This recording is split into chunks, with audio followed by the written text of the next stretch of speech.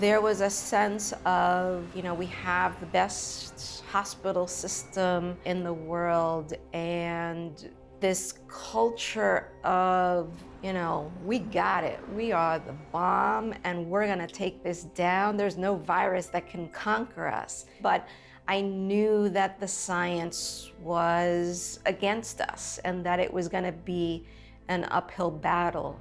Delays in testing meant that the virus had spread undetected throughout February.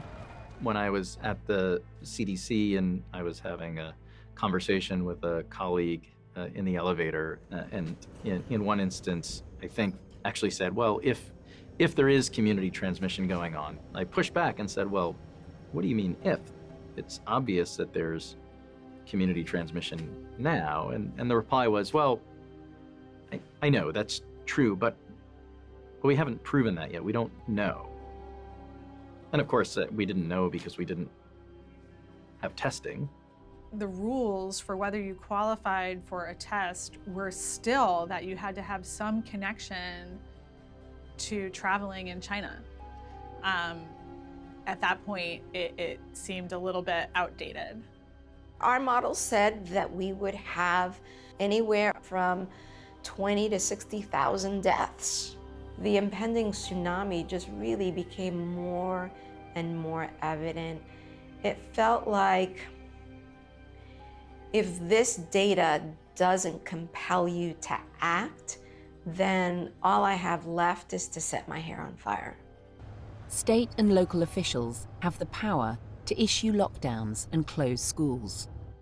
In that war room, I remember distinctly saying, what I'm asking you to do is gonna sound too dramatic and too early to do. But when we get to the point that we are trying to avoid, we're all gonna realize that we acted too late. We could see tens of thousands of people die if we don't act quickly.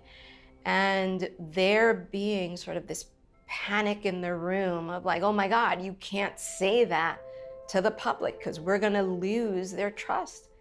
And me feeling really strongly that we needed to prepare New Yorkers emotionally for what was coming. New York, New York, the worst infected city in what's now the worst infected country. Against the advice of many scientists, President Trump encouraged state governors to reopen. Shortly after, infection rates began to climb. The politics went so far past the science so quickly, and so many decisions were being made that were very politically driven and not science driven, that it got feel a little bit like you're not being listened to, that you're just the geek in the corner. We always anticipated political leadership acting as rational beings. I don't think we ever thought how ideological perspective would play so heavily into how people perceived facts and how people reacted to events. That's something that was unanticipated. In the end, the delay in closing the schools, slowing down the way in which New Yorkers interacted, certainly caused thousands of lives.